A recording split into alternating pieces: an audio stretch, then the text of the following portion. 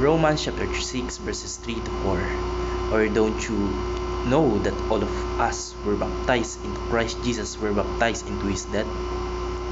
We were therefore buried with him through baptism into death, in order that, just as Christ was raised from the dead through the glory of the Father, we too may live a new life. Sa Tagalog po ay, o hindi ba ninyo nalalaman na tayong lahat ng mga nabautismuhan kay Kristo Jesus ay nangabautismuhan sa kanyang kamatayan?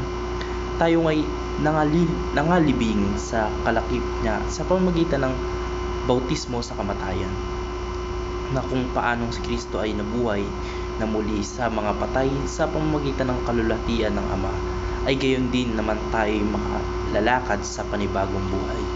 Magandang araw. Bago po magsimula ang lahat ay nais ko nang manghingi ng pasensya dahil sa mga ingay sa surroundings. Itong aircon, yan, tsaka yung mga jeep, yung ganun, kasi nasa labas po tayo ng apartment nag-devotion at mahirap pong mag-devotion sa loob dahil may mga natutulog pa at baka makagambala tayo, mahirap. Kaya babalik tayo sa ating talakayin. Tatalakayin po natin yung araw sa daily devotion ay ang baptism. At ang una pong katuruan na natutuhan ko ngayong araw kay Pastor Russell Ocampo ay, baptism is an outward sign of inward faith.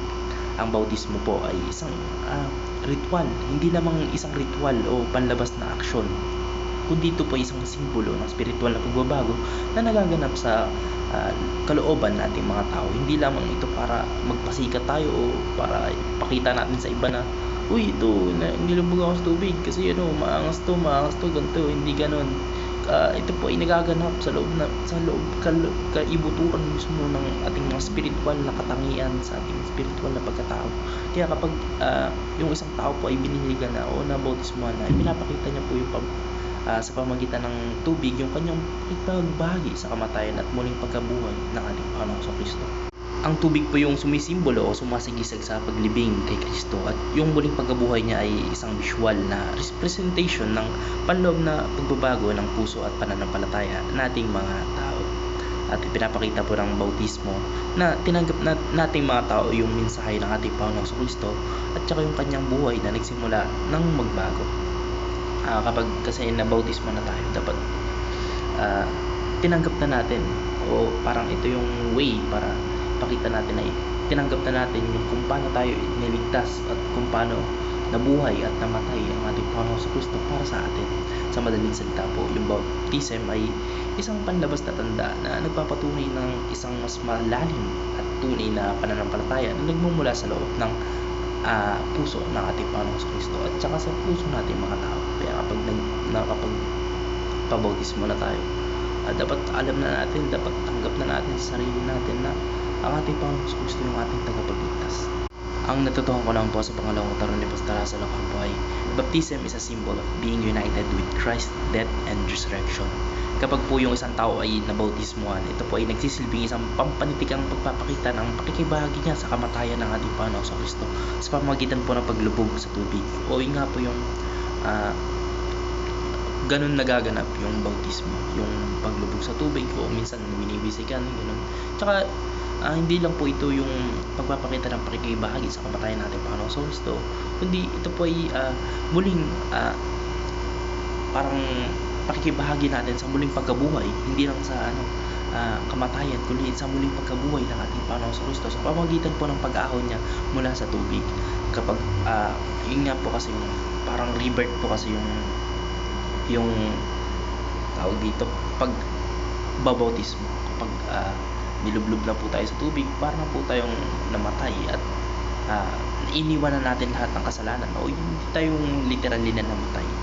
Yung namatay po is yung kasalanan na namumuhay within us. Kapag po tayo ay inahon mula sa tubig, ito po ay nagpapakita ng muling pagkabuhay ng ating Panginoon sa Kristo.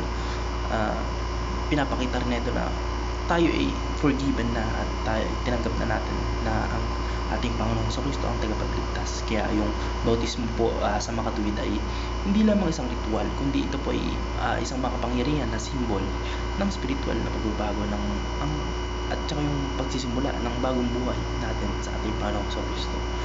Tinatampok po na ito yung mga bawat connection at pananampalataya natin sa ating Panginoon sa Kristo at yung pagsunod sa Kanya bilang bahagi ng Kanyang muling pagkabuhay. Ang natutuhan ko naman po sa pangatlong katuruan ni Pastor Russell Ocampo ay baptism is a public proclamation of being a follower of Christ. Ang bautismo po ay hindi isang pribadong aksyon lamang, kundi ito po ay isang pampublikong pagkasaksi na nagpapatibay sa desisyon nating mga tao na sundan yung yapak ng ating Panginoon sa Kristo. Ito po ay isang paraan ng pagpapahayag ng ating pananampalataya at pagkilanlan sa ating Panginoon sa Kristo sa harap ng ibang tao. Ito po ay parang deklarasyon natin na susundan ko ang ating Panginoon sa Kristo, na pili ko, voluntaryo akong sumunod sa ating Panginoon sa Kristo. Hindi lamang ito yung private na kagaya ng katuruan ng kagaya ng unang katuruan na parang pribadong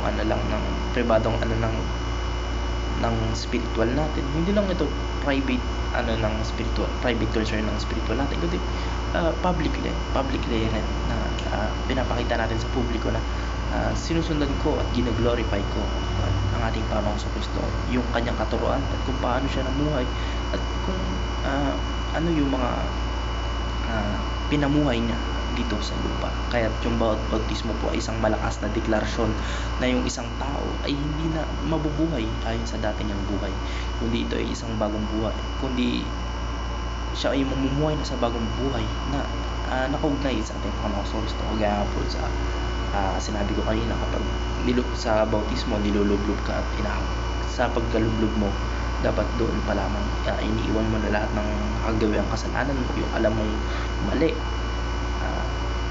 yung alam mong hindi tama at alam mong hindi ayon o labag sa katuruan at pinamuhay ng ating Panginoon sa Kristo.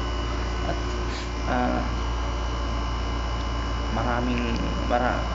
medyo guilty ako dito sa part na to, kasi even though I'm baptized na, medyo marami pa rin akong mga bagay na alam mo yun, parang gusto mong talikuran pero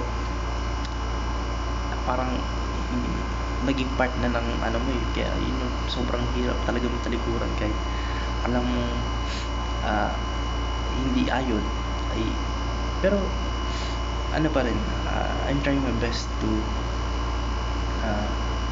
para talikuran yung kasalanan na yun. Pero ayun, dapat nga kapag after ng baptism ay mamumuhay ka na sa bagong buhay na ibinigay sa iyo ng ating Panginoon Diyos. Pagkalubog mo doon sa tubig, ay iniwan mo dapat yung kasalanan mo, at pagkaahon mo ay isa ka ng bagong tao, na-reborn ka na, naging officially anak ka na ng ating Panginoon Diyos, at andun ka na sa force niya. Kaya ayun, sobrang dami ko natutunan ngayong araw, ang dami realizations, and dito pa lang ang dami ko nang dapat baguhin sa sarili. At ayun, magpapaptize na lahat. Yun lang po. Maraming salamat and God bless. Amen.